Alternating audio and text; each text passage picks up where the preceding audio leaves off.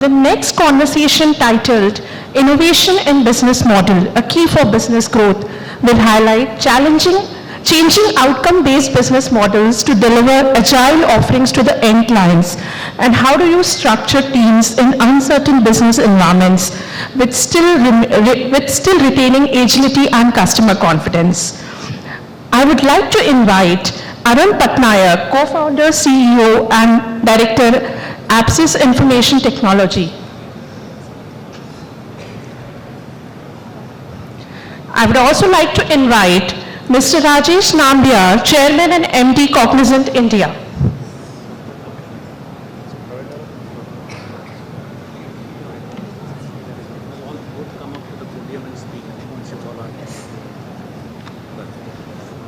Welcome, Rajesh. I would now like to hand it over to Arun to talk a little about Mr. Rajesh Nambiar and start the session for today.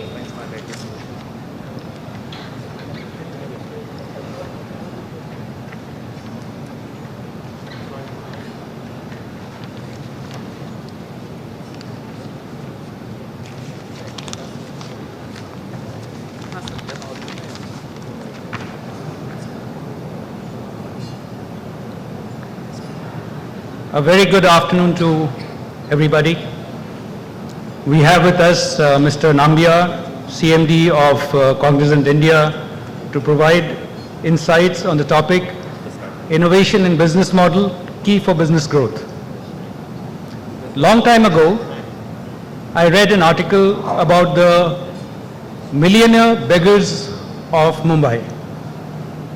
I realized then that in every business there is a millionaire, and it is not about what business you do, it is about how you go on doing your business as long as it is ethical. Innovation is always at the core of it. Rapid innovation is causing disruptions in business at a fast pace since over a decade. We have witnessed how companies such as Ola, Uber disrupted the taxi industry, or how OYO rooms have disrupted the hospitality industry, so on and so forth. The pace of innovation is rapidly accelerating with AI-driven models getting more matured and accepted. We have driverless electric cars, we have ChatGPT as the latest search technology in demand powered by AI that self-proclaims to make several businesses obsolete already. Amidst all this fast-changing business environment, the ability for companies to remain innovative and to be on top of the growth curve will be one of the key factors for business sustainability and growth. How are organizations, especially IT companies dealing with niche products and services from India, preparing to remain relevant on top of their growth curve? Mr. Nambiar is going to delve into this topic. Let me take this opportunity now to formally introduce him. Rajesh Nambiar is the CMD of Cognizant India. As CMD Cognizant India, Rajesh brings together the industry's most compelling technology vision, strategy, roadmap, capabilities, solutions, partnerships, and subject matter expertise into a single integrated powerhouse that run all of IT services for Cognizant. As CMD of Cognizant India, Rajesh leads more than 250,000 plus employees in India and enhances relationship with government and key policy makers. Prior to joining Cognizant in November 2020, Rajesh served as a chairman and president of Ciena India, a leading network solutions partner. He joined Ciena from IBM, where he led an $8 billion application services practice. He also served as IBM global delivery leader and led a team of 90,000 through the company's next generation globally integrated delivery capability. Before IBM, Rajesh led the Eastern region in US and spent over 18 years at Tata Consultancy Services. Rajesh serves on the executive committee of Council of NASSCOM for his fourth time in a row now. He chairs the Cognizant Foundation's in the US and India. He's a member of the Global Board of US-India Business Council. Rajesh holds a master's degree in statistics from the Indian Statistical Institute in Kolkata and is a graduate of Harvard Business School's Advanced Management Program. As CMD, Rajesh brings together the industry's most compelling technologies, not only to his country, to his company, but for others to follow. Sir, many congratulations to you on such a stellar achievement and career. I would now pass on the podium to you for your insight on this topic, innovation in business model, a key for business growth. And if we have some time at the end of the session, we can take some Q&A. Thank you.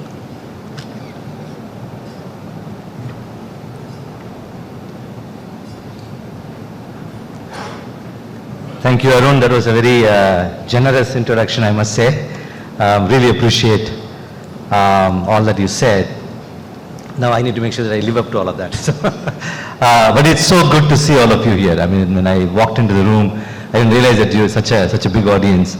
And, it was so good. I got the last few minutes of what Anand's session was, and then it was, I can guarantee to you that you all had a phenomenal time listening to Anand.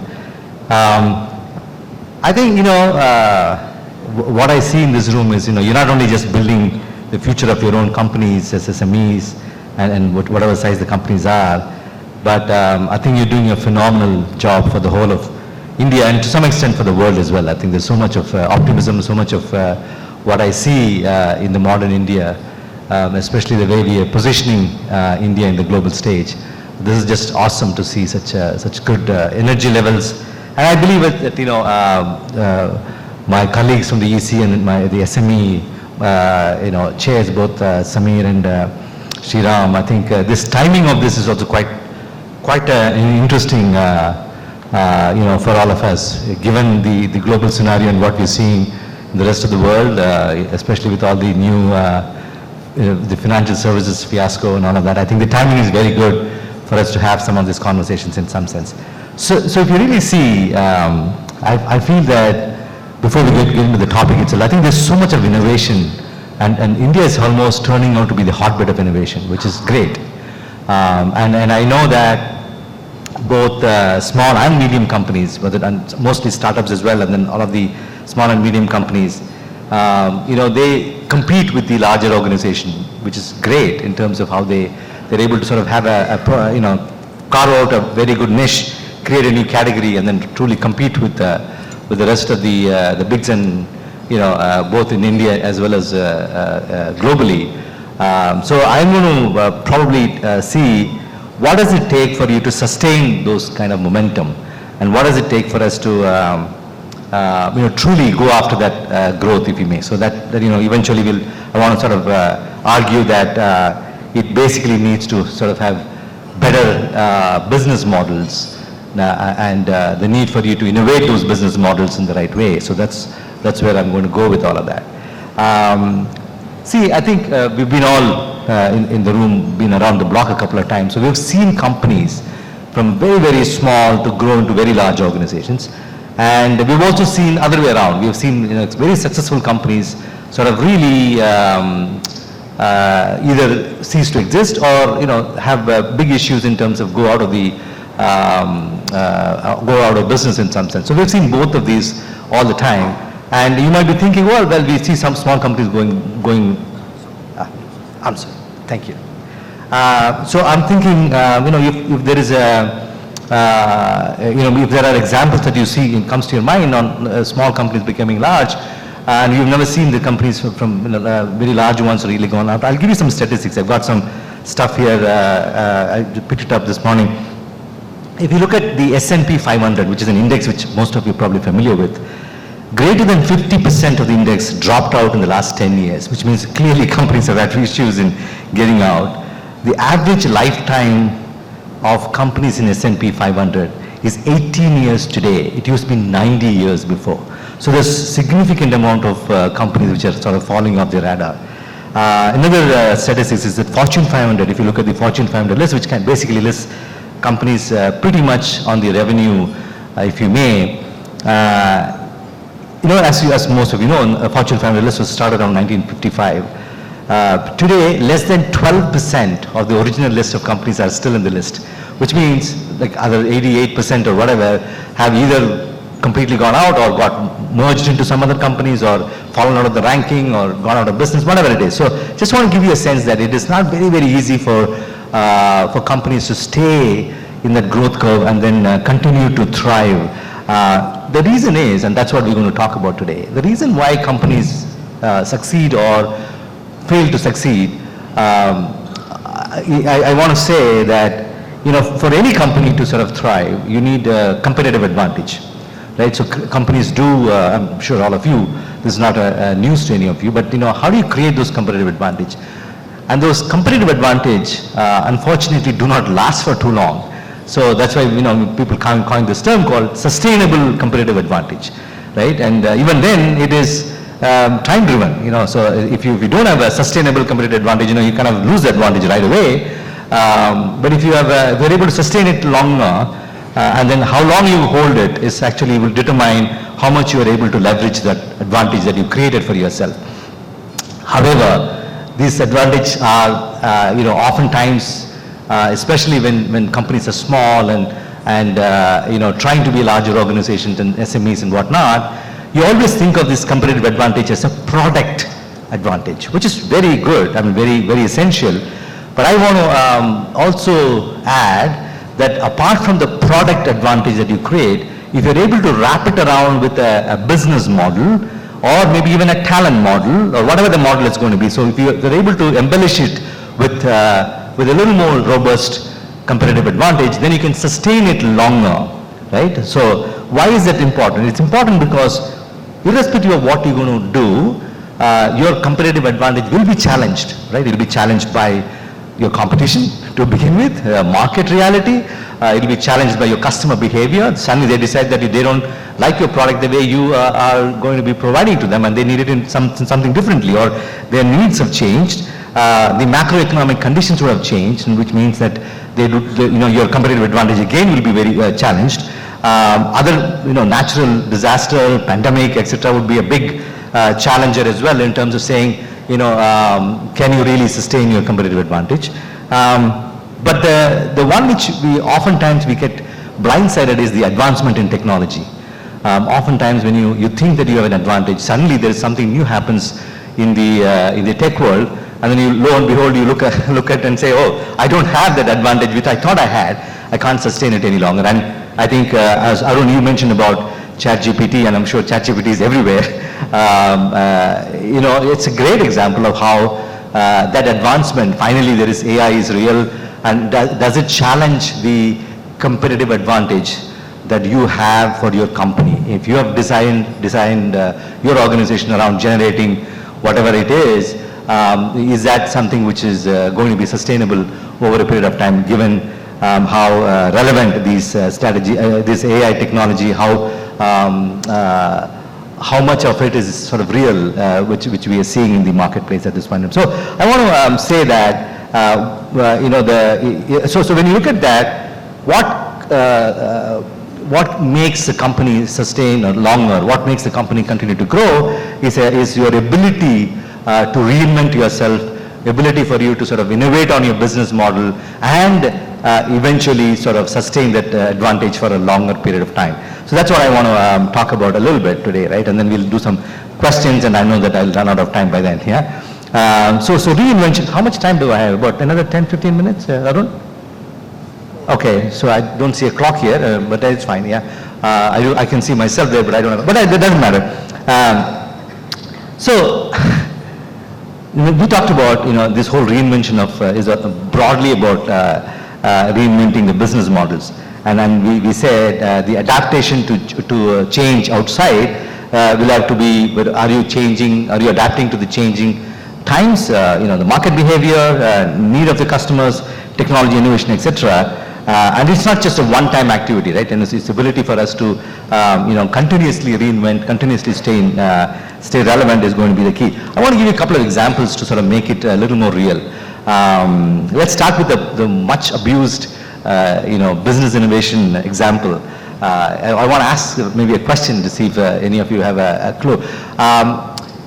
who do you think, and you know that the photography started with film and then eventually gone to digital. Who invented the first digital camera?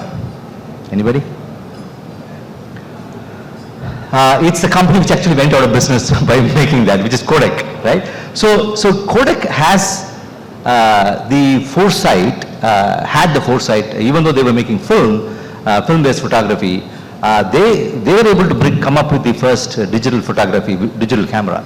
What they failed, where they failed, if you may, was to disrupt their own business and move into digital faster. So then before they thought it will take 15 years for people to move from film photography to digital photography. But this whole thing happened in less than 1 year. So they were completely caught off guard and then they went out of business. Actually they're still very much in business, but in a very small segment of other businesses that they have. But it's the ability for them, it's not the product innovation. So I want to insist that point. It's not about the product innovation, it is a business model surrounding that innovation which would have helped them sustain. So they had a product, but they could not wrap their business models around it, and hence they actually went out of business. Polaroid is a great example of doing the same thing again. There are many examples, like Blockbuster Video, which went into some of that. Nokia and BlackBerry, one of them, as you know, they just refused to acknowledge that there is this whole market has moved on, whereas Apple and Samsung were able to sort of capitalize on the format and how they interacted with their mobile devices. And so that gave them not just the product innovation, but also the business model surrounding how you really consume some of this. So these are some of the examples of, I believe, how not just the product innovation, but a business model around that would have given them a better edge, if you may, right? So what does this really mean by when we say a business model innovation? I believe that it is all about enhancing. We talked about the competitive advantage. How do you make sure that you enhance the competitive advantage and sustain it over a period of time? And of course, value creation at the end of the day. But you could do that by two things, right? And one, of course, is how do you make sure that you sharpen the value proposition that you have for your customers, number one. Second would be truly go back and then look at the underlying operating model and change some of that. So assuming that we all agree that this was the innovation of the business model that we are talking about, let's look at a couple of other examples as well. There aren't too many people who are probably from the old IT industry, and maybe there's some of them, maybe Anand worked for a little bit in the old industry as well as other than the new. I know some of my colleagues who are coming in the afternoon, people like Ganesh, etc., has been in this industry for a longer period of time, seen the old world, if you may. I'm talking about the IT industry, in the early, late 60s, early 70s, maybe 90s and 80s, 80s and 90s. Today, the IT industry is 8% of our GDP, which is phenomenal growth, right? I mean, roughly, we're knocking around $250 billion as a industry revenue and so on and so forth. Remember, this started as a very body shopping, labor arbitrage type of industry, if you may. I'm not talking about a company's advantage now, but the whole industry. And then, come 1996, till that point, it was all about arbitrage and, how do we really, make the labor model work and, all of that.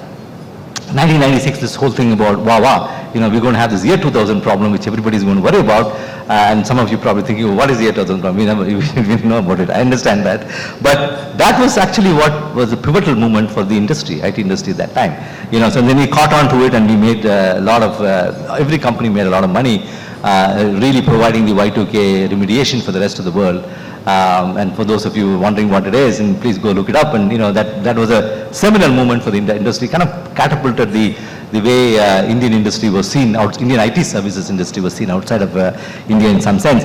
But the question is, come 2000, what are you going to do? I mean, the problem will not have lasted longer than year 2000. So the ability for it to shift again. So the multiple reinvention, the multiple change in the business models, how we operated, talent model required for all of that, that was what was the IT industry was going through that point in time.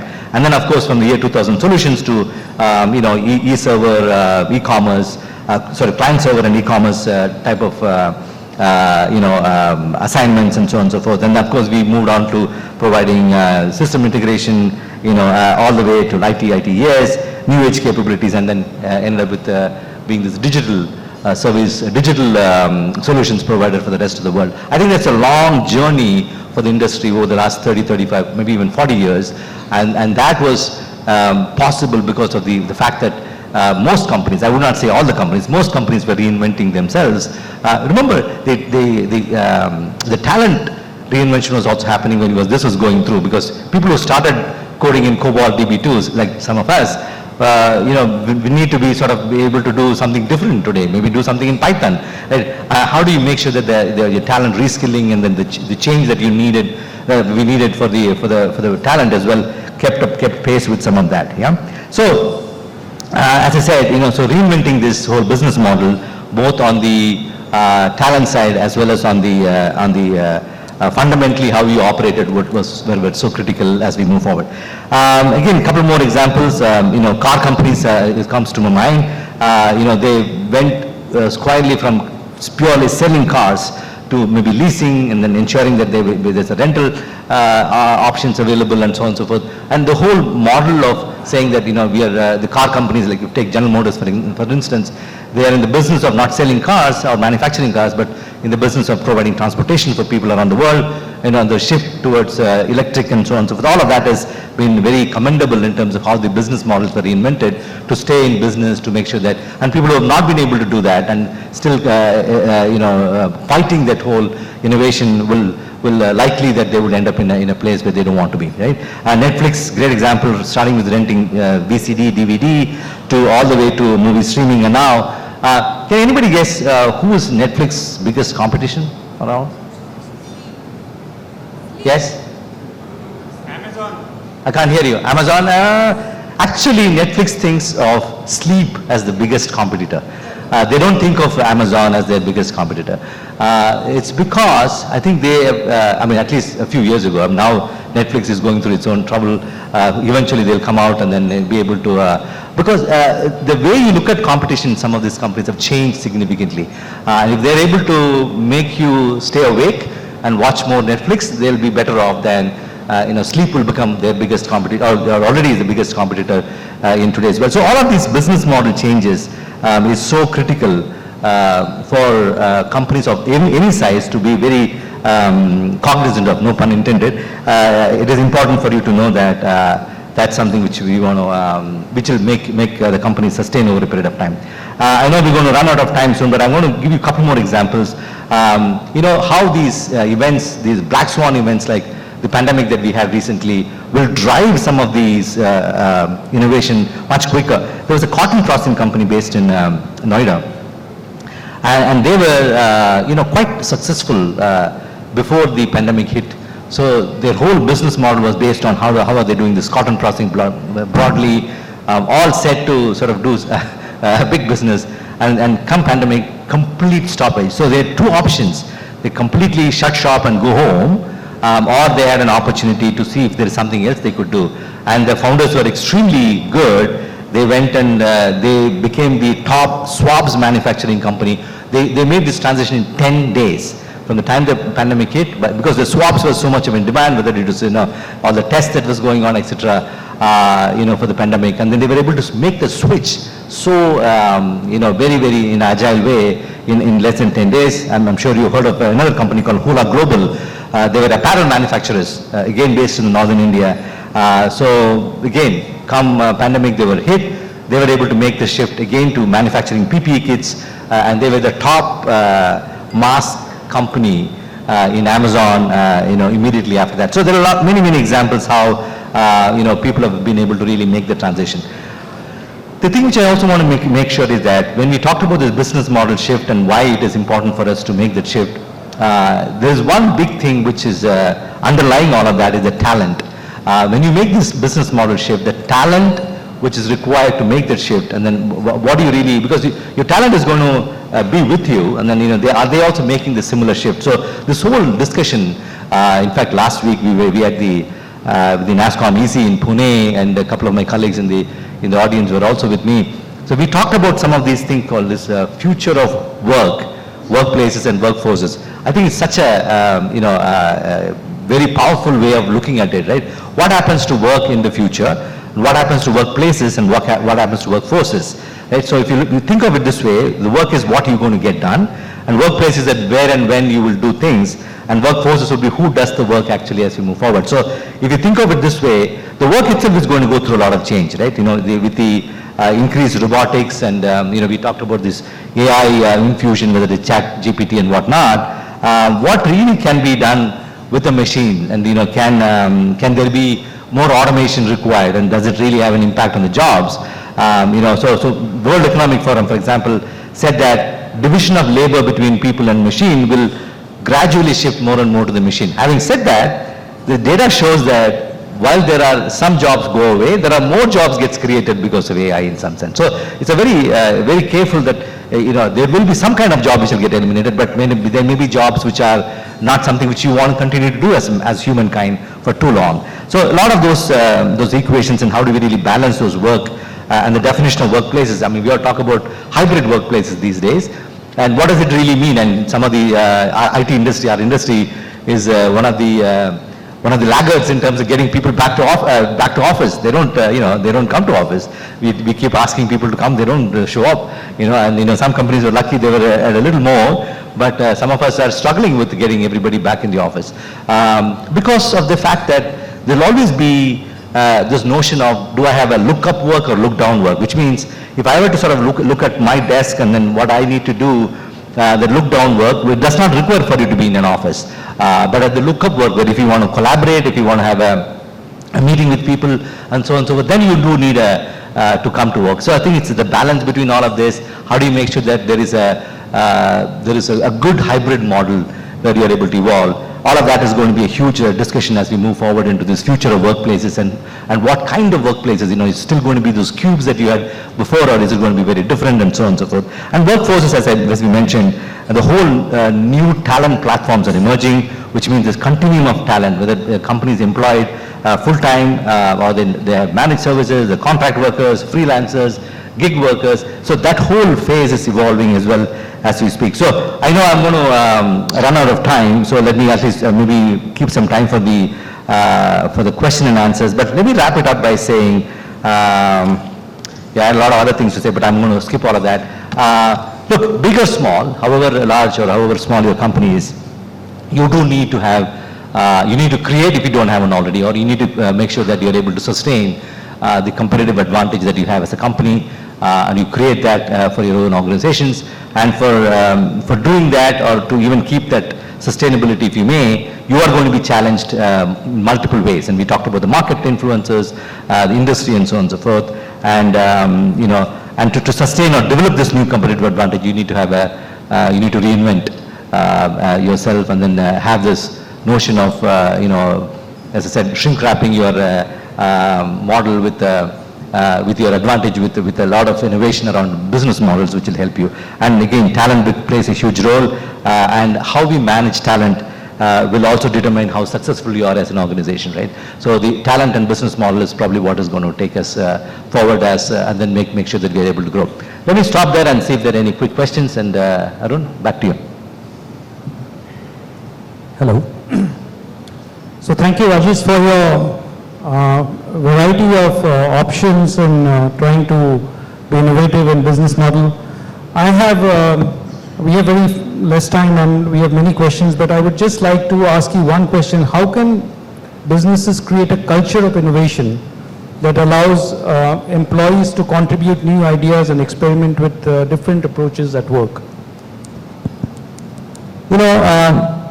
That's a good question, because I've always felt that the large companies actually struggle with being entrepreneurial, if you may, and then nurturing those innovations. So it's not an easy question at all.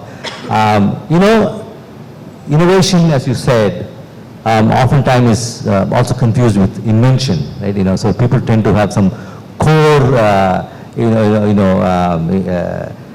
research type of invention or innovation.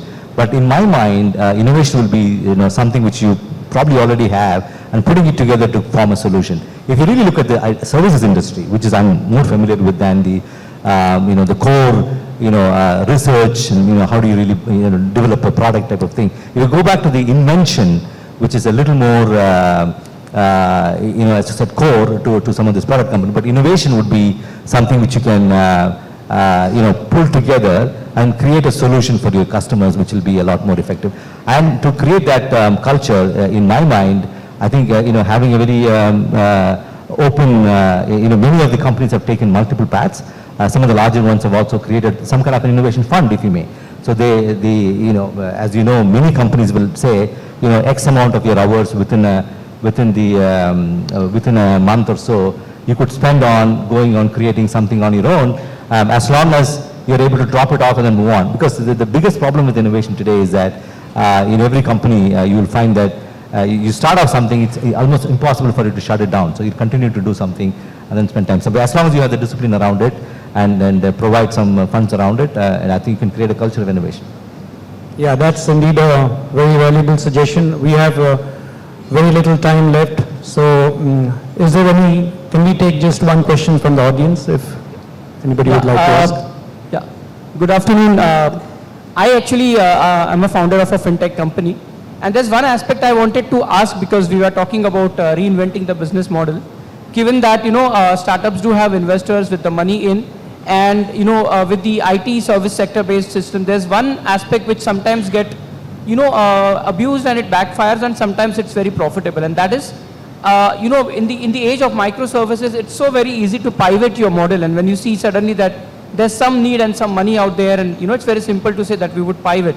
But sometimes it often backfires, and it might be a temporary good thing for a company, and sometimes it may not be a good thing in the long run. So your views on pivoting around the business model as well as the product, and which should drive which one in an ideal scenario? No, if I understood your question correctly, you're saying that this piloting is a good, absolutely. Pivoting, you have to pivot your business strategy, right? Yeah. So, I mean, if you don't pilot, you don't know, whether it's going to work or not. So, absolutely it's a good thing for us to do. Even though you're using the investors' money, the investors also don't want to spend all the money before realizing that your idea wasn't really successful. So, I don't think there's much of a question around saying, do we really need to pilot some of these ideas? Quite honestly, as you would know this more than anybody else, killing that idea early, if it's not going to work, is actually good for everybody. Then you can actually pursue something which is going to be a lot more relevant, a lot more chance of successful. So if you are able to identify that this idea is not going to have too much of a leg, earlier if you are able to detect that this is something which we want to wrap up and then move on and cut our losses and then move on to something which is workable, I think we'll all be better off. I think as I mentioned before, organizations, especially the large ones, they know how to start a project. They don't know how to cut their losses and then close it down. And all of us as large organizations suffer from that. You'll always find that there'll be some group somewhere creating a lot of quote unquote innovation, as you said before, but they're not really adding much value to the overall corporation. So it is important for us to identify those and ensure that you're able to spend your dollars on the right ones. And then, as you rightly said, having a bit of an early experiment and a pilot option for you to evaluate whether this has got legs, and then carefully review it over a period of time to see, and then have the guts to say, don't throw good money after bad. And we are done with it and move on. So that's a discipline that we need to develop. So you say that if the pilot doesn't work, you pivot it around? No, I'm just saying that if the pilot doesn't work, and if your pilot doesn't work because you can always fix it and then maybe fix the idea. There could be either the problem with the idea or the execution. If the problem with the idea, then you need to just drop it off and move on to something else. But if it is the execution, you can always fix and then maybe redo one more pilot to see if it works.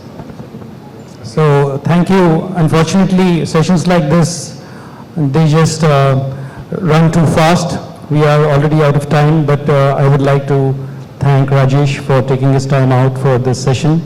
It has been indeed very helpful and a lot of valuable insights into how we can apply innovation to business model. So we look forward to having you more often in our SME sessions, and thank you very much for your time. Thank you, Arun. Appreciate it. Thanks a lot, Rajesh. And I think insights coming from a large companies will definitely help our SMEs to lead and leap in the ticket. So just a small gratitude from NASSCOM to Rajesh.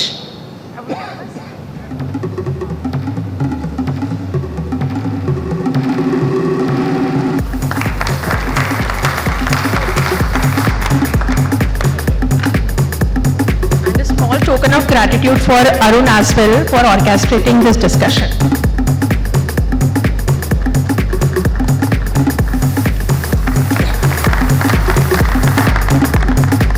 Thanks a lot, Rajesh and Arun. The session was very helpful.